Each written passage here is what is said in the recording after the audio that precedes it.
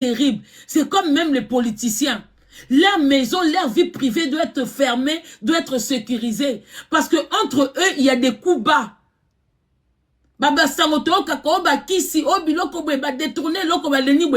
c'est trop. Maintenant, quand la personne fait une sortie, Azobake, Aza ami, non c'est moi, il y a grand frère, mais tout le monde a qu'épena une subi. Ce n'est pas elle qui peut faire rentrer un homme dans ce couple-là. Si ce n'est pas la jalousie, si ce n'est pas la méchanceté, si ce n'est pas la sorcellerie, c'est quoi pour vous? Nandera mabete. Si ce n'est pas la jalousie, la méchanceté, la sorcellerie, ça l'a servi à quoi? Sachant que ces gens-là, ils étaient en couple, Ozwa Mutuboko Benga Kiyo, au cotissé na couple wana pour gagner pourcentage yambongo. Ça a servi à quoi? Connaissant comment vivent les musiciens, comment vivent les hommes. Mais bate bene boza pembeni, il faut bo bangaye. Même bana basio boza ka pembeni, il faut bo bangaye.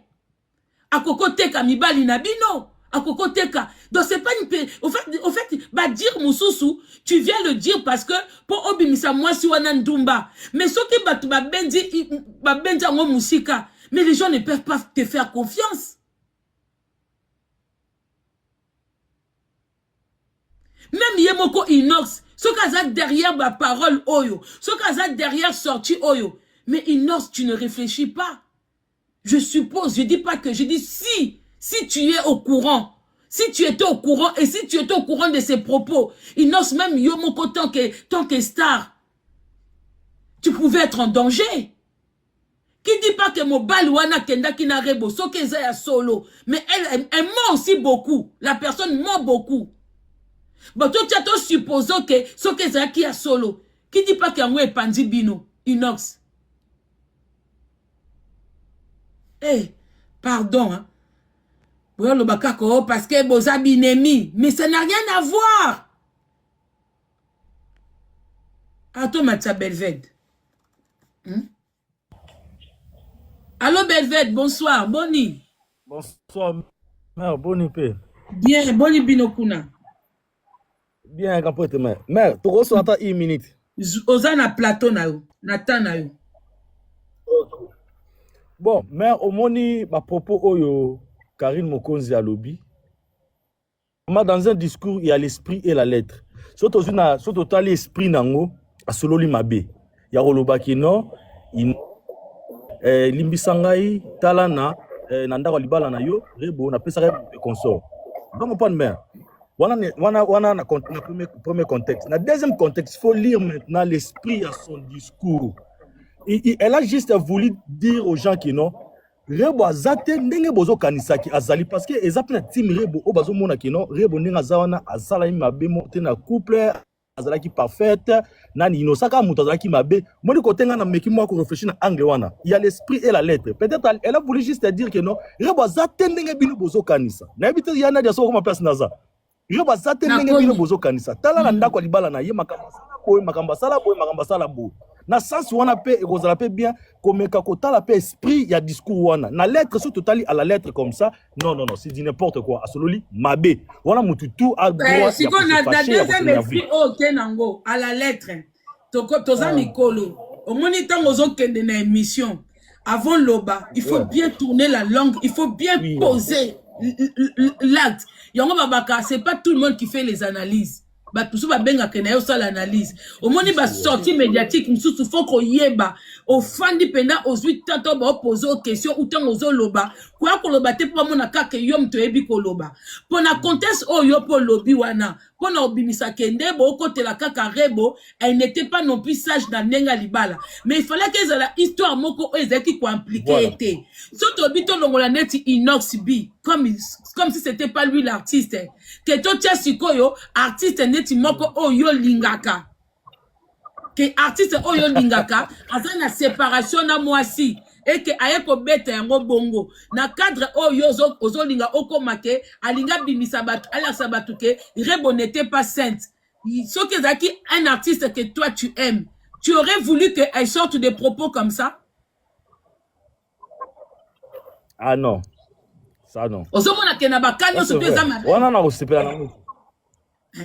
omona ke na contexte nyonso tu omoni kobimisa mutu mabe ezaka te kolakisa kozalaki na kati ya couple na bango otinda intrui ye na kati ya couple moko alobi ke ye mutu atinda mutu akontakta ye, c'est-à-dire que Belvede toyebi biso surtout na ba monde wana pe bakindoki ezalaka bakisi ezalaka mutu supe koka kolinga aoluka azwa inox bi azo kokata bina le kapa ya faible pas moi si neti histoire ya Adam na Ève parce que ye mutu aza envoyé du mal.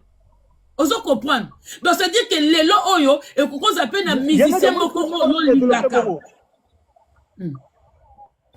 Au moins na sens au développer bongo. Et qui ne peut bien déjà que non. Peut-être mutu moko aluka ki azwa innocent et a koki ko innocente aluka le ka par mois. Et aluka contacter Caris. C'est comme le serpent. C'est comme il y a jouer rôle à serpent. Il faut que ouais, on a développé qui toque, on a développé qui toque pour la conclusion. Moi, une hypothèse sans souper l'obéli. Ce que tu développé au moins qui non, c'est un sens normal que mutu mo kamanda ko luka peut-être na saso yo po lobby yo kaka cité papa na saso yo po lobby oza na raison to ko tango te mais yango nga na zongi si yo Belvede omoni lelo oyo nani comment s'appelle artiste no oyo linga pe mingi o biso pe to lingaka soki pe lelo ekwele lié séparation moko boye to linga te ke mutu moko afanda aya ko bimisa ex madame Ndumba omoni soko zo linga deux personnes soko kotoya bango tika batu misusu basa la campagne mabe yo yaka lukaka kimia parce que ozana deux personnes wana o yo kotoya ozomon même yo ndengo linga ka artiste na yo soki lobby et ça dit que artiste aza susu na madame o yo zo ko valoriser les lotés ko linga te mutu linga batali banda kutu ba salir mais epi mapa na bino batu ya ndaku te eza salité o comprendre papa na minute oyo rôle wana eza rôle à serpent. Oui, merci beaucoup Belvede. Na comprendre très bien, na comprendre vraiment très bien. Merci. Vous comprenez la famille. Oui. Na cadre onde kona biso lobby azape na raison. Soki nde kwa yaki po alaksabino ke moi si azape sainteté. Mais faki a se limiter. Alobate ke ye na kati ya couple wana a jouer rôle ya kote ka moi si et beti faux. Soki ezaki préparé, c'est que batutu ba préparer ki ongo ba zo ba maelete.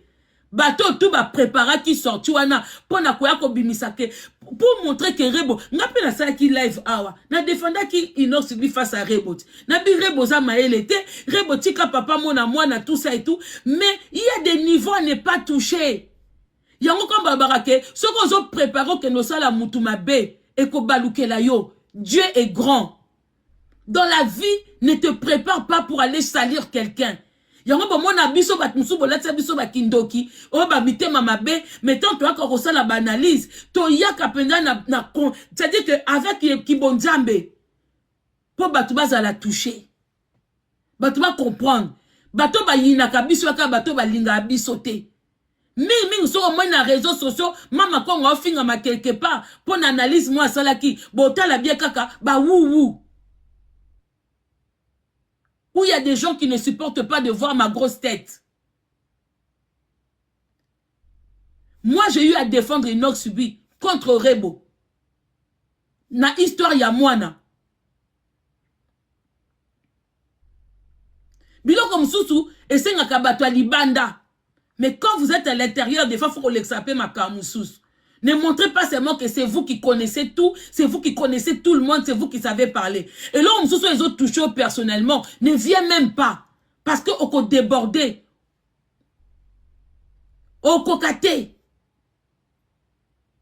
Yon bon mona ba betin bazana du mal à coopérer batuna bango. Yon bon mona des fois ba avocat bazwaka ba dossier à propre batuna bango te à côté de son collègue moko.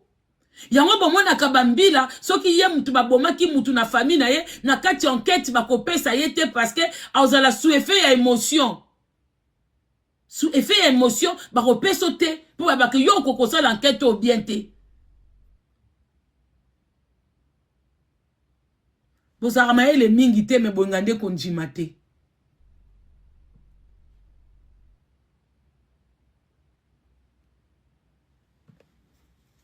C'est ça le problème. En vouloir salir Rebo, bon Matisse et du sous. Allô, bonsoir. Alors, bonsoir, Maman Congo. Bonsoir, maman. Bon, nga ngai kana lobelo moko, hein.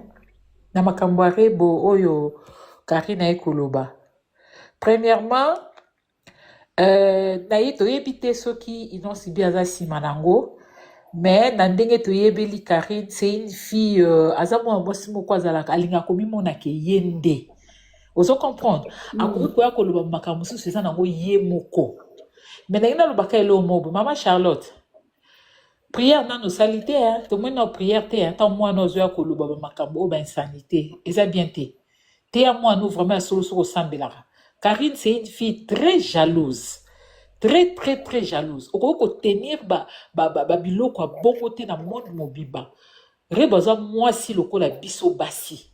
Dege ni moi si moko boye, ozo ko exposer moninga na moi si malgré ma bé, malgré qu'il ndumba na ye.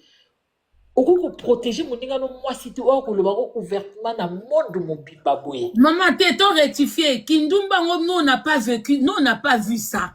Merci, maman. Attends, je pense que dès que mon arrêt, on a vu des jeunes couples amoureux. Basala kabablo qu'on a bango ensemble, ti azuise ma boti. Makam na bango kutu, donc au kabona na bango kutu, ça nous a tous surpris. Parce qu'on n'a pas vu, tout le monde a quitté la étincelle, qu'il y avait un, ça ne va pas. Tout le monde a été. Oui. Hein? Au coup, exposer mon ninga dans moi cité à la toile boy, qu'on loba, oh, ça là qui est un secret. Ce qui est la sorcellerie. En tout cas, vraiment, tous ça bassi, photo protéger, un peu, bah, la biso bassi, quel que soit ma béango, au coup, exposer mon beauté. Donc, et ça, les sobs à déco. Bilo, bat, bozara, pemen, ya bolina. Bon, histoire, Bon, se poser ma question. Merci beaucoup, Maman. Merci. Bon, la plupart des gens qui sont autour d'elle, hein, parce que,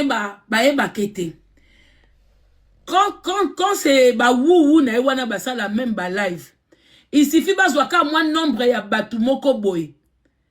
Elle le ridiculise. Elle montre, vous savez, mouninga, moi, ça, l'action qu'a commanda kayo.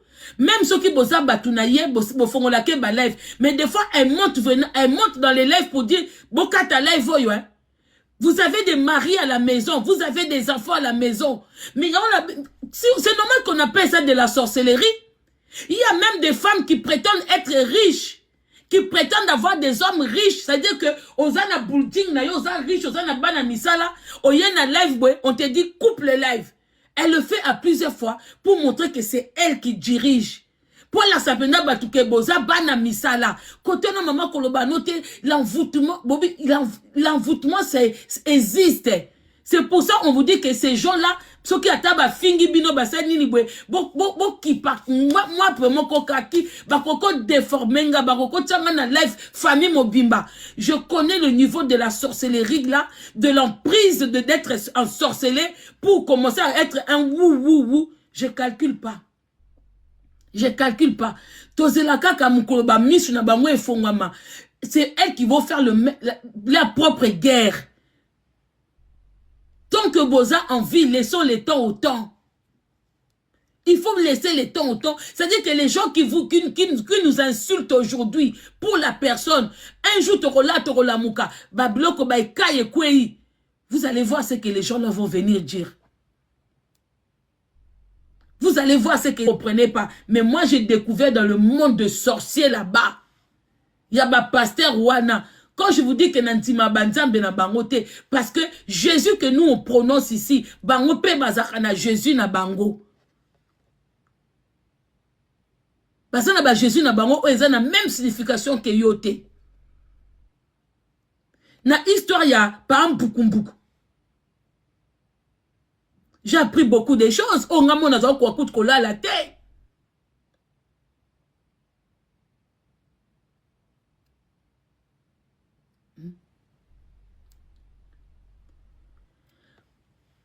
Quand on se prépare pour venir faire du mal à quelqu'un, à moins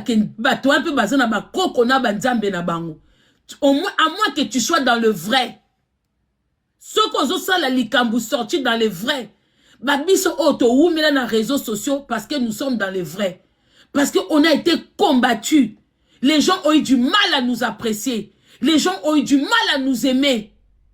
Parce que ça n'a pas une influence démoniaque.